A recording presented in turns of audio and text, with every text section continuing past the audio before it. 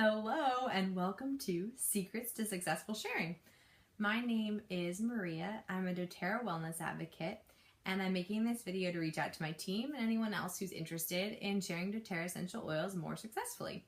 First off, I'd like to thank Seth and Rod of doTERRA of Edge Success. They're a doTERRA team that put out great content. So I'm borrowing some information from them. I just wanted to distill it and share it again because it's really worth hearing. And we're going to talk about specifically these 5 points tonight. Number 1 is define your why. Number 2 is remember you are not a salesperson. Number 3, you've got the cookie. Number 4, always seek openness. And number 5, give them an oil experience. So there's been a huge change in my ability to share and the level of confidence and the level of comfort I experience when I share from when I started until now. And I wanted to help speed up that learning curve or speed up that process for you. So here we go. Let's hit the road. First off, for me, it was really important to define my why or my mission or my purpose with doTERRA.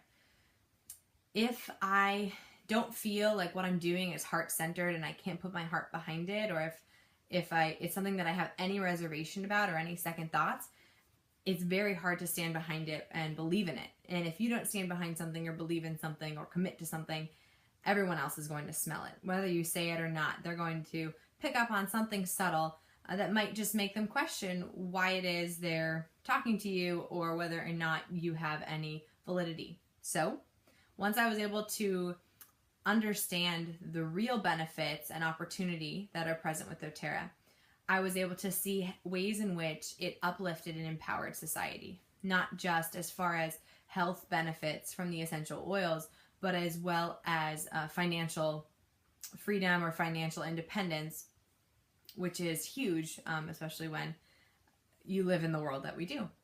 So once I was able to see all the good that doTERRA was doing through their service non-for-profit called Healing Hands, as well as with their products, as well as for their wellness advocates, I realized that this was just furthering the mission that I had already written for myself to help empower, inspire, and to help people heal in the simplest and most effective way possible. And so once I was able to align with my why, it made sharing a whole lot easier. So I encourage you to, I have a little notebook, I write down goals, ideas, and my mission, which I update every now and then.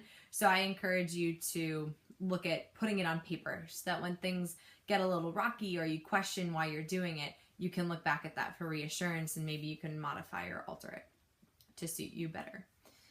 Next, if you have a heart-centered business and you feel like in order to do it, there's gimmick involved or any kind of inauthenticity, it doesn't feel good and it doesn't make you want to do it. So until I could get behind the fact that I wasn't selling, until I could really, really grasp the fact that I wasn't selling essential oils, but really educating people and marketing a membership that would entitle them to all the benefits I was receiving because I was so excited to be receiving them, then it made it so much easier to share. I have a background in retail. I worked at a health food store, and when I was used to that mentality of here's a product, I want you to buy it. How do I sell it in a certain way to you? Because I need you to buy it for the store to keep rolling. So with doTERRA, it doesn't work the same way. I want you to get this membership so that you can buy when you want at the best price and have things arrive on your doorstep. It doesn't get more convenient than that, and that's what people are really looking for. So once I realized that's what we were offering, it made it much easier to market it. The next piece that's so important is to remember that you have the cookie.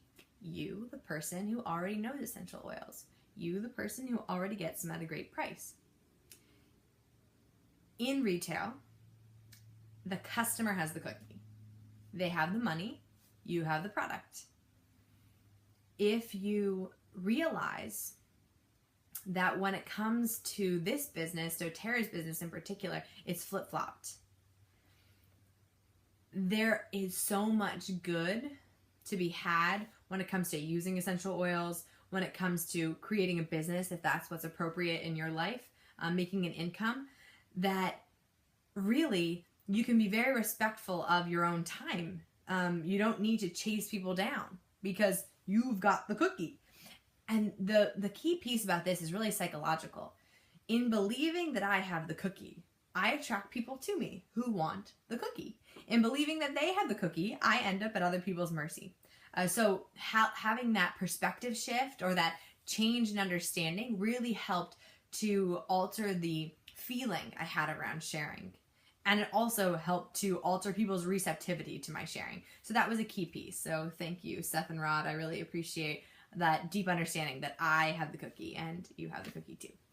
And then also, something that Rod and Seth imparted on us is that if you seek openness, it's what you'll find. And when you come up against a closed door, someone who doesn't want to learn or someone who doesn't want to try the oils, if you offer things in a non-confrontational way, in a way where you're asking for permission instead of forcing what you have on people, it really changes the feeling and makes it okay for people to say no and makes it really easy for people to say yes. So for example, seeking openness is saying, are you open to learning more?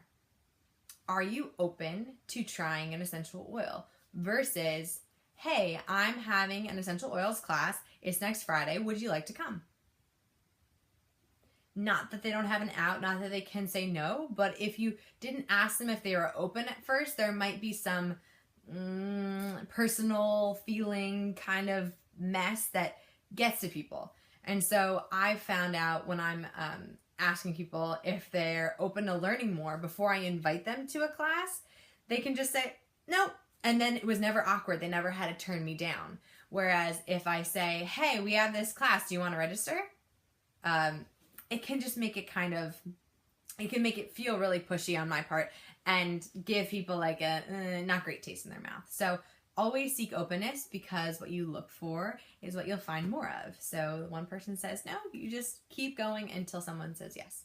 And then finally, a key piece in successful sharing, which is sharing that leads to enrollment, is offering a sample. Getting people to have an oil experience. Words and stories are phenomenal elements that we can use when we share the powers of essential oils. But what really drives home their benefit is an experience. So one of my favorite things to do, and one of the most important things that I like to offer people, especially in my classes, but ideally even before they come to a class, is an oil experience. So I always have samples on hand. I always have empty drams. If people are interested, I can bottle whatever it is that they're looking for or whatever it is that might be most useful for them. But lemon and wild orange are key players to keep in your pocket. They're not the most expensive oils. They're very beneficial and anyone can use them. So just to recap, our 5 secrets of successful sharing are: number 1, define your why. Number 2, you are not a salesperson. Number 3, you have the cookie. Number 4, seek openness. And number 5, give them an oil experience. So I'll be putting together 5 videos that elaborate more on each of those topics, but for now, that's enough for you to chew on.